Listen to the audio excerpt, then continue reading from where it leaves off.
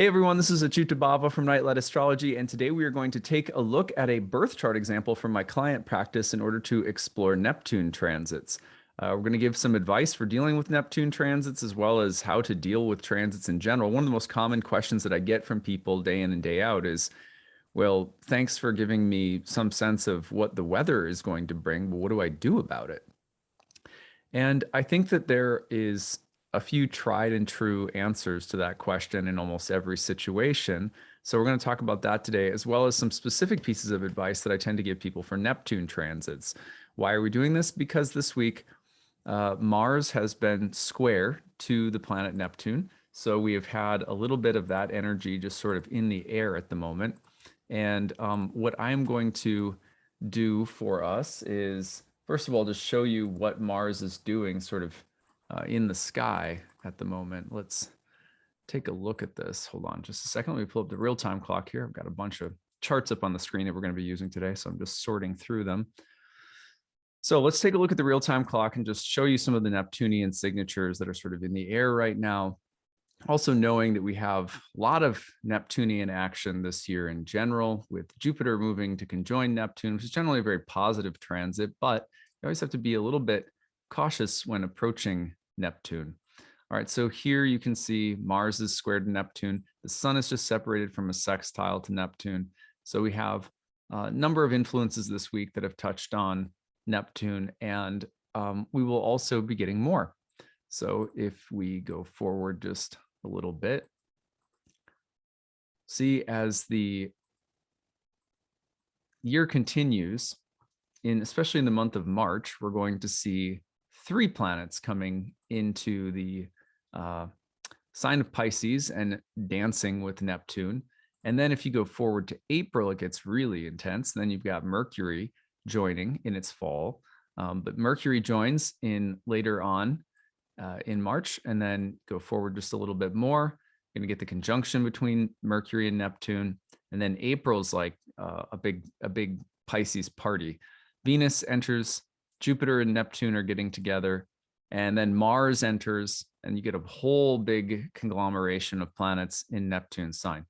Now, I'm going to talk a little bit today about some of the positive aspects of positive dimensions of Neptune, but mostly the story I'm going to tell is sort of a cautionary tale. But don't get me wrong, there'll be lots of very positive things to talk about, not only, as these transits come along, but even today, I'll add a few positive notes into the mix for us so it doesn't all just feel super heavy. But I'm going to show you guys a birth chart from my client practice, someone who has agreed to anonymously share some of the basic components of a major Neptune transit that they went through. And hopefully it will serve us in our studies and also just in learning to live with the transits in general. So let's begin with the natal chart on the screen. And thanks to this individual for volunteering. I'm going to take out the outer planets for now, and we're just going to take a look at one particular natal signature. Now, this is an individual who you can see, here's Mercury's square to Saturn in the 12th house. This is someone who at various times in their life has struggled with addiction, substance abuse or dependency. And so, and this is someone who knows, astrology, and so is able to reflect upon their own chart and noticing that at certain times in their life when they've struggled with drugs or addiction, that this particular aspect of their chart has often played a key role. Now, why would this be? Well, let's look at it very carefully. First of all, Mercury and Ketu, the south node of the moon, in the 9th house. This is really interesting. Ketu, as an influence in Indian astrology, is associated with the body that was severed off from the demon who tried to steal the nectar of immortality. So Rahu is the name of the demon. Rahu is the head of the demon, and Ketu is the severed body. So what happened was, in short, This demon wants to drink the nectar of immortality and tries to deceive Vishnu by dressing up like a demigod, and he's really an asura, kind of like a demon. He tries to dress up like a demigod to cut in line to get some of the nectar of immortality for selfish purposes. And of course, Vishnu recognizes, and in his Mohini Murti form, this is a feminine form of Vishnu, uses the Sudarshan chakra, which is the weapon of time, and cuts off his head. So there you have the severed head, Rahu, which is often represents hunger, thirst, desire, in unquenchable hunger and thirst and lust and desire. And Ketu, the severed body, that represents liberation, moksha. It tends to, the south node, point toward material loss, but spiritual gain. Material loss, but spiritual gain. Or, at its worst, Ketu can also represent escapism, the tendency toward illusion, and the tendency to be swept off in otherworldly fantasies or sort of intoxicated by otherworldliness. But often it's a mix of both as well. So here we have someone who has always been interested in things like astrology and spirituality and philosophy and things like that, but also has struggled with some substance abuse issues, addiction. So I hope I'm using the proper phrases, but Mercury's conjunction with the south node in the 9th house shows us the mind's interest, you could say, in otherworldliness, in spiritual realities and so forth, but it could also show a tendency toward, getting carried away, getting swept up in or intoxicated. Now that's intensified when we put Mercury with Ketu in a close square with Saturn and Pisces in the 12th house. To within 2 degrees, it's an applying square. And Saturn in the 12th house, isolation, the 12th house and Saturn together in that position can represent self-destructive qualities and hidden qualities as well. This is someone who, had to try to function in the world despite having some drug problems going on. So the hiddenness, the self-destructiveness, the isolation, the imprisonment of these habits. So now this could mean you could delineate Mercury's square to Saturn in a variety of ways, but this square is active in their life at the times when, they've really struggled, right? So you can see the natal pattern. Now, you may know right now, obviously, Neptune is transiting the sign of Pisces. So when Neptune made a transit of this Mercury-Saturn square, this individual had a relapse. And we're going to talk about that in just a second.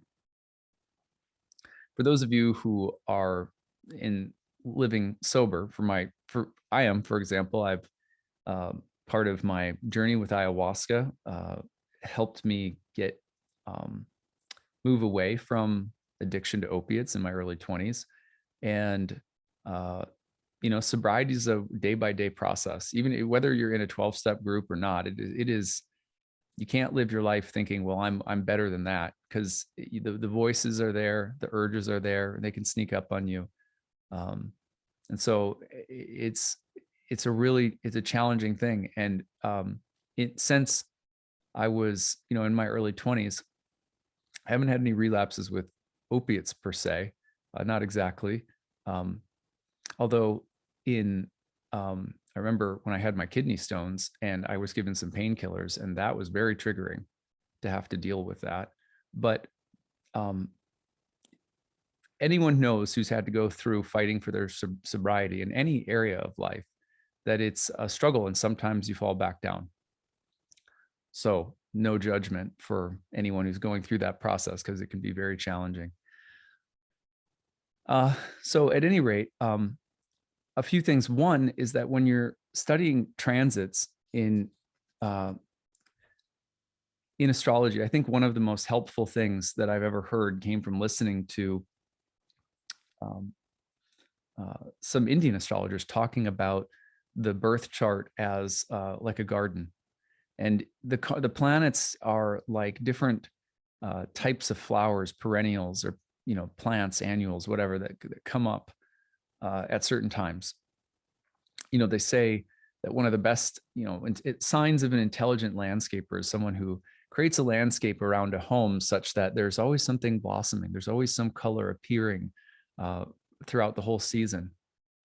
Unintelligent one, there's only one coming up, there's only one wave of stuff that comes up, and then it's just dead for the rest of the year. It's not dead, but it's not popping the rest of the year. So the all the magazines, you read, my wife reads these magazines because she likes this kind of stuff, and they're dedicated to showing you, which ones will bloom around which time, keep this diverse.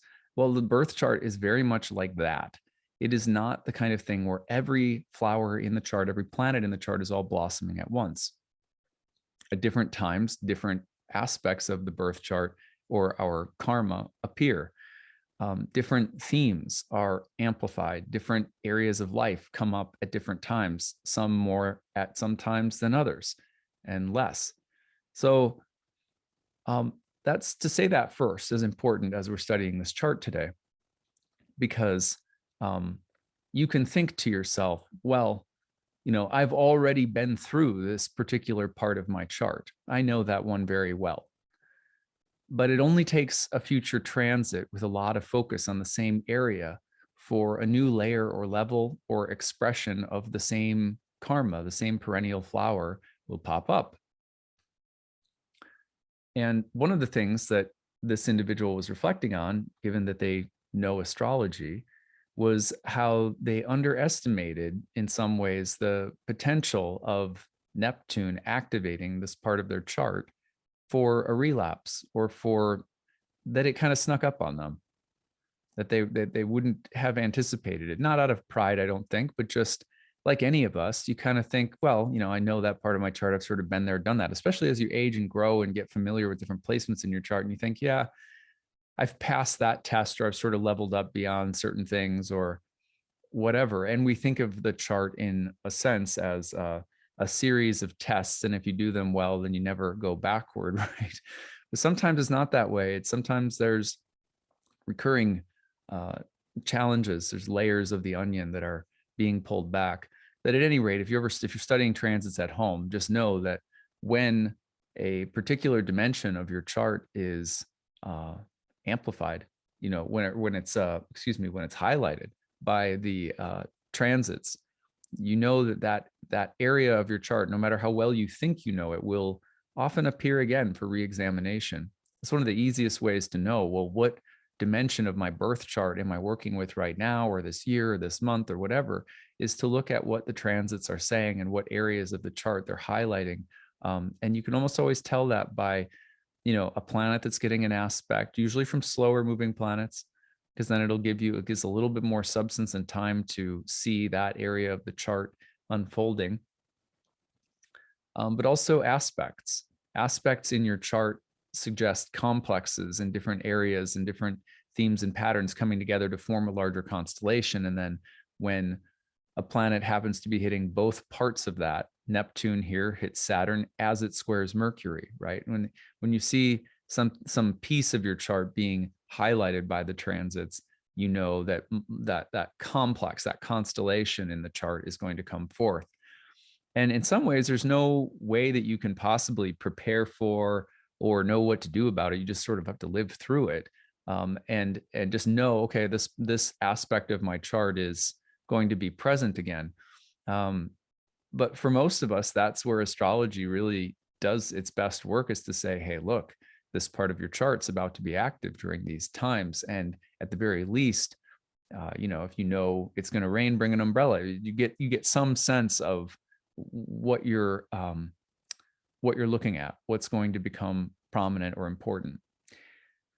Okay, so let's talk about the timeline of the transits that unfolded around this person's relapse experience, which was a long drawn out thing. And then we're going to give some tips for Neptune transits in general, Neptune and also transits in general. So first of all, let me bring up, we are going to look at a bi-wheel in just a second here. If I can, there we go. I'm getting my notes all set up here. All right, let's just see if I can. Sorry, guys, I'm just gonna kind of maneuver this a little bit. Here we go. Now we're gonna add back in the outer planets. And here we are. So you can see here is the animated chart, and we're gonna go back in time to 2015, November. So 2015, we're going to go to the relapse, which this person shared a date of about the beginning of November. So the relapse begins. This is like, starting to repeat old habits. Something this person had been sober for a while too. So, and you can see here's Neptune over Saturn. Neptune is also squaring Mercury. And then you can also see that simultaneously you have Saturn hitting Mercury and squaring Saturn. So it's a Neptune-Saturn square in the sky that is constellating around this native's Mercury-Saturn square. So that was the configuration present when this person relapsed. This is the beginning of the relapse. And I think it's also important to note that we have, just as this is happening, if you depending on if you use the mean or true node, by the way, you're going to look at just within the weeks leading up to this, that K2 conjoins the ascendant. Right. So leading up to this, you have the south node of the moon, that potential for moksha, liberation from the body, but sometimes that same urge can be associated with drugs or escapism, crossing over the ascendant, which is the critical degree in the first house. It's often associated with the native's body and their mind. So you have a strong K2 influence coming in through their body and their mind right before the relapse. And then you have, again, 1st of November, you have Neptune within 1 degree of a square to Mercury, while Saturn's closing in on Mercury, and then Saturn's hitting natal Saturn and Neptune's hitting natal Saturn. So it's quite the constellation right around this. This is when the relapse happened. Now let's go forward a little bit more. And also, this person likes to track Chiron. I don't do so as much any longer. At one time I did for a little while, but you can notice that this person's also in the midst of a Chiron return. It's really an interesting point to make, that they're in the process of Chiron returning. Chiron returns often can signify a personal healing crisis, and the transformation present in that healing crisis. So it's just an interesting side note. At any rate, let's go forward now to a couple of years later. So this is going to be about just a couple into February here. In early February of 2017, this person continuing on their struggles with substance and drug use, which had the relapse had continued and was, something that they were trying to, obviously keep sane, keep healthy, keep living a normal life while dealing with this under the surface. Well, unfortunately, the situation with getting the drugs and so forth led to being arrested. So now we have Chiron, or we have K2 and Neptune together at 10 degrees right over Saturn 2 years later. Saturn is over Mars right here, which is not you know, you don't want a malefic conjoining a malefic is not very often can bring with it misfortune or difficulty. You also have a couple of other signatures. First of all, transiting Neptune is, of course, squaring Mercury. So still activating this part of the chart, this sort of complex within the chart. You can also see that very recently Mars has been over the ascendant. And so there's a pretty strong signature in here around this complex in the chart being activated and a kind of a malefic quality in the air. It's also interesting to note that Jupiter was opposite Uranus at the time. And this person considers, like, you know, in a sense, what I don't want to say, put words in this person's mouth, but what I picked up on was that this was a moment in a sense of mercy, because of getting caught in this way, it allowed them to get sober again eventually. So here's Jupiter in the sign of the balance, the scales of justice, right? Opposing Uranus, so the sudden moment of being apprehended by justice. And you can see that, again, like probably the biggest thing here is there's Neptune and Ketu traveling together, and right over that natal Saturn, activating that Saturn-Mercury square. Person, you know, was not in their right mind for several years during this transit. This is someone who knows astrology too. One of the things they said to be at the end was, the big question is, how could I not have recognized this transit and what was going on? And so yeah, that's exactly what we're going to address. One more thing. So then finally, their sentencing occurred 2 years later. So we're going to go forward to, you know, sentencing in the month of, like, say, like April 2019, thereabouts. And I've shifted some of the details around, but yeah. So the sentencing, they ended up through, I think, humility, probably a good attorney, and through a real spirit of, you know, being humble and realizing, like, I messed up, I need to be sober, like, this is not who I am. That there was a very graceful sentencing experience, and could have been a lot worse. So then they were reflecting, well, what's happening at that time? You can see that a couple of interesting things. One, hey, look at, there's Chiron right on the ascendant. So this is post Chiron return. Chiron conjoins the ascendant, and this person is sober, and they are given a lot of grace and mercy and forgiveness in terms of the consequences of their actions. You can see Jupiter is now over Mars. When Saturn was over Mars, the arrest takes place. Jupiter is now over Mars, and there's pardon and forgiveness. You can also see that transiting Venus and Neptune, and if you want to pull in Mercury, are all in that 12th house. Neptune is now hitting Chiron, and exalted Venus, good fortune, is hitting the Saturn Mercury square, right? So these are, you know, generally good signs. What would be the natal signature of potentially finding good fortune or recovery or sobriety, or being able to, you know, sort of turn one's life around in the midst of such a thing? Well, let's look back at the natal chart, and I'll show you.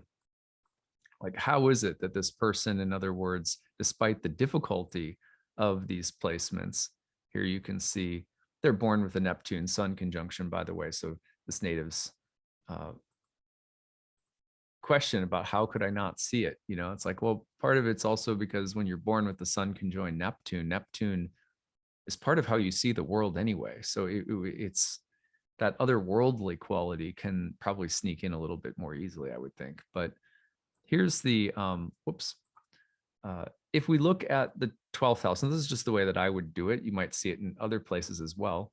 But if you look at the 12th house, and you look at its dispositor, like who is the host of that Saturn in the 12th or Mercury in the ninth, and so thus the square itself, both being ruled by Jupiter. Well, we have an exalted Jupiter in the fourth house, an angular place, very strong, and conjoined with the IC. So there's a basis in the nativity of exalted Jupiterian qualities. As a client, I know this person to be a truly good person who's struggled, like many people do, with the disease of addiction. Not a, in other words, not a criminal. You know what I mean? Not, and so many people, of course, that's one of the big travesties in some ways of the way that we've dealt with drugs in the modern era. There's a lot of people in prison who smoked pot, you know what I mean? Or whatever the case might be. But at any rate, you'll also notice that Venus, the goddess of good fortune, bestower of good fortune and blessings, is also conjoined the midheaven. So Venus is disposed of by Saturn in the 12th. So there's going to be some blemish to public reputation. But Venus is also the exaltation ruler of the 12th house, which means there's this way in which Venus will lift the matters of the 12th house up and indicates some degree of positive outcome overall.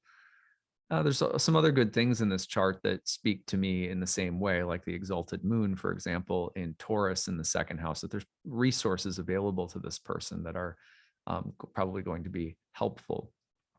I think even, the fact that both malefics, Mars and Saturn, are disposed of by an exalted Jupiter is helpful in this case. But at any rate, so I thought you guys would enjoy seeing this, but from this, let's now talk about some takeaways, because I decided to share this chart because I had someone share this sort of through that, the portal of the hashtag grabbed series. And knowing this person as a former client and, knowing that they went through this, and I thought, yeah, this would make a good story. They volunteered it. So, hey, yeah, let's share this one now that we're talking about Neptune this week. The question was, as someone who studies my own chart, like, how could I have missed this? Well, first of all, that is the nature of Neptune. No matter who we are, I think as astrologers, Neptune can kind of sneak up on us. It's very easy to get pulled in by Neptune, maybe more so than any other planet. And the reason for this, in my experience, these are just my humble opinions, is that Neptune transits start in very subtly and often many degrees before the exact transit, the thing that you may be intoxicated by, whether it's this actual substance or not, will start gradually working its way into your psyche or your life way before you're aware of the thing that you're becoming intoxicated by. Now, Neptune is a lot more than intoxication. So don't get me wrong. In this case, Neptune shows up from the start of the process through the end. It's there, it's present when forgiveness and mercy and release is present as it is when intoxication is present. So it's a very diverse planet. It can show up as illusion, and eventually it often is it's around when we become stripped of our illusions. I'm disillusioned by something, I see where I have been intoxicated or living in a fantasy, and Neptune is present often. Like if you have a Neptune Sun transit, I'm bewildered. I don't know what to do.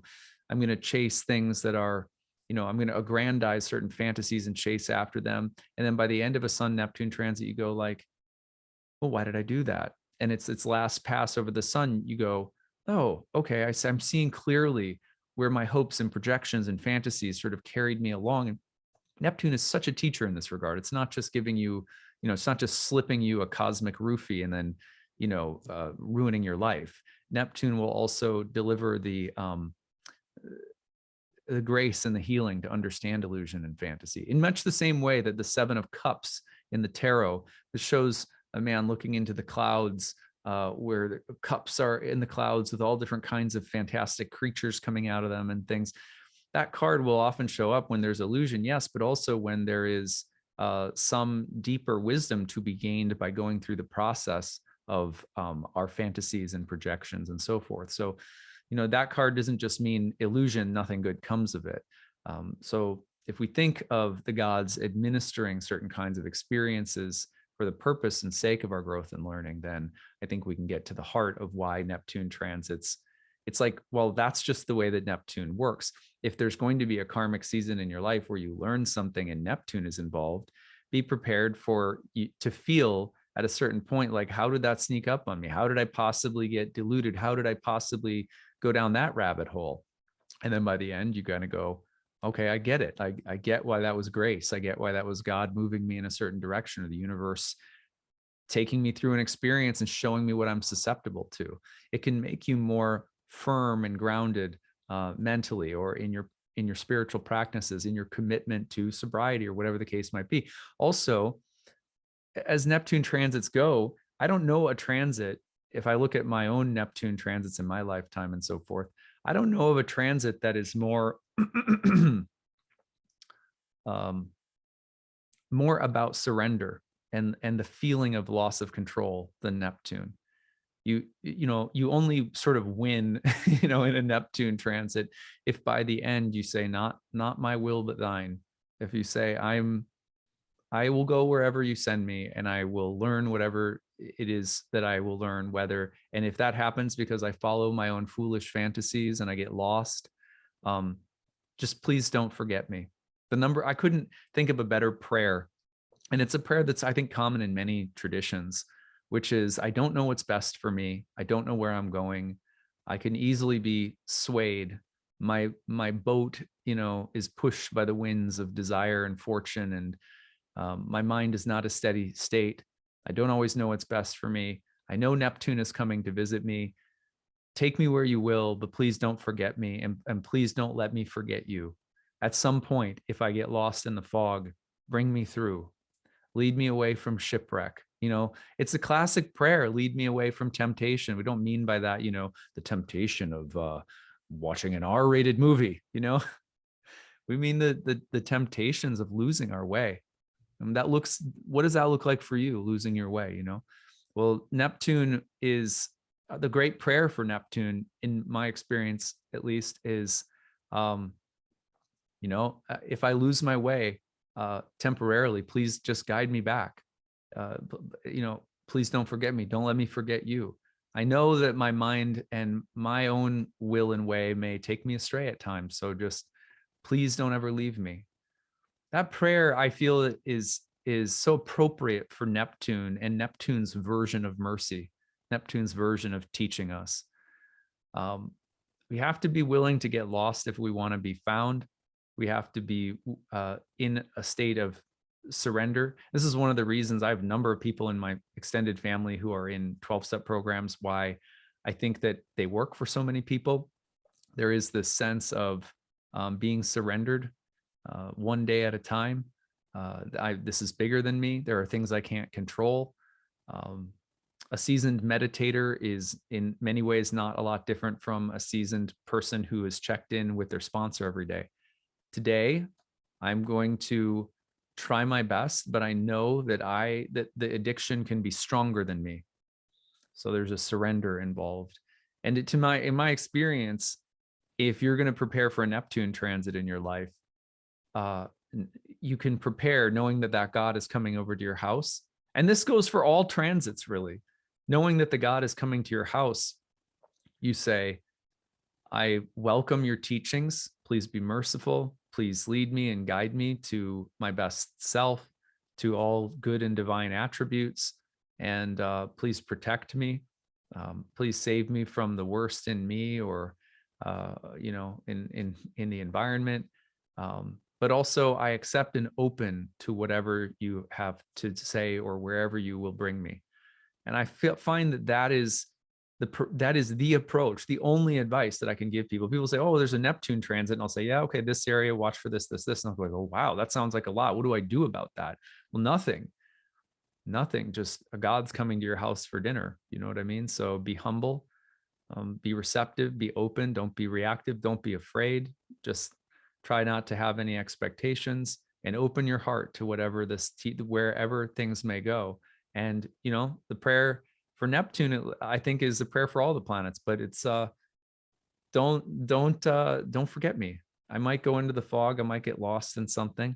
If it's Pluto, maybe I'm going to go to the underworld, but lead me home. Ultimately, I'm a soul surrendered, So if we can take that attitude, I find that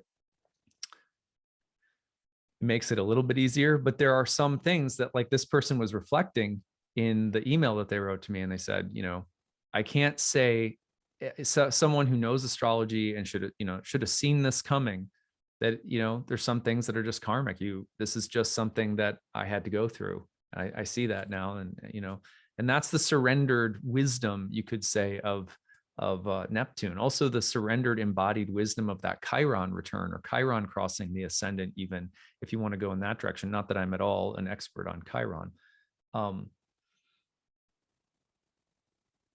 Usually you're going to get some hints along the way with Neptune transits. Just because Neptune is coming doesn't mean that you'll see it coming. It tends to appear earlier than you think it will in subtler ways that build. It's like slowly starting to get intoxicated sip by sip on a cosmic wine. So you're starting to sip it a lot earlier than you think you are. That's always something to keep in mind. Like, I'd say within 7 or 8 degrees, Neptune's starting to come in, you'll start to slowly get that intoxication. If you're, and again, some of that's beyond our control, but some of it also you can try to stay more aware of, knowing that it tends to come earlier and more subtly than you think it will. And also, usually you'll get some bigger hints along the way, especially as Neptune approaches exact conjunctions. You're going to start to get, oh, I'm now completely possessed. And then oftentimes the desire to hide, or to cover it up, or to try to make sure that no one sees, that, okay, I'm possessed by something, I'm intoxicated by something, and maybe it's not a substance, maybe it's just something else. But still, the urge, you don't necessarily want people to see all the time with Neptune that you're overwhelmed or possessed by some energy, which Neptune can be sort of all pervasive. And so that the inclination towards hiddenness, deception, that starts to creep in as well. So watch for that. You get hints along the way like that, and those can also be like little droplets of mercy saying, hey, you can help shape this experience, and maybe you will, maybe you won't. At the end of the day, I'm not, again, if we keep praying in the right direction, and even if you're getting completely overwhelmed by something, if you can still just wave the white flag every day in your heart, I think that can do nothing but help. As someone who's gone through relapses in my early 20s for the first couple of years, even while I was drinking ayahuasca, I would come back, and once or twice in a year, I might have a moment of going out and partying and, just feeling like utter crap because of it, and so that process of changing your heart, changing your life, requires that you just keep waving the white flag of surrender and saying, like, I'm in this to become a better person, but I also need grace and mercy every step of the way. I'm not going to get there. So please help, and calling out for help, both practically and spiritually, I think, and watching for the hints that come along the way.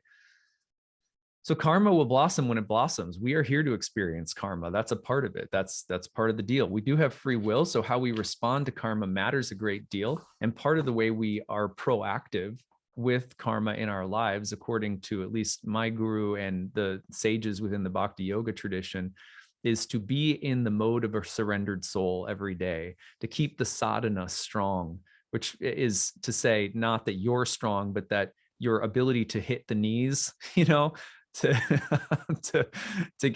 get on your mat, to get into the prayer position, that you're, if we can be consistent with that surrender, that being a soul's daily surrendered, that helps immensely in my humble experience. So I hope that this has been useful for you today in terms of just working with planetary energies, looking at a birth chart, learning some things about a birth chart, talking about Neptune transits. My blessings and deep gratitude for this individual sharing their story in such a vulnerable way. They're doing well now. So, and I know that this person to also be a soul surrendered and a soul every day.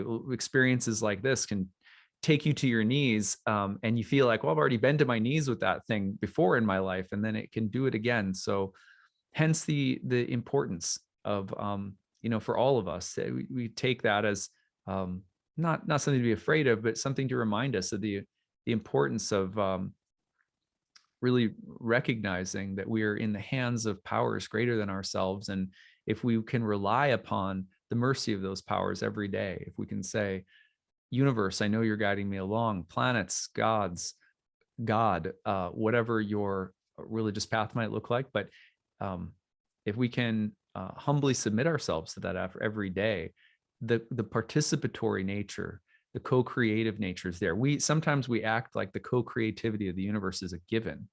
It's not. It's a disposition of the heart and soul that starts with humility and surrender. So unless that's a practice, it's hard to actually, navigate, especially when very strong transits come in sometimes difficult areas. So anyway, that's what I've got for you guys today. I hope this was useful. I hope you guys have a fantastic day today. We will be unpacking Mercury's upcoming station in retrograde as the week goes on here, and a few other things. So looking forward to that, and we'll see you again tomorrow. Bye.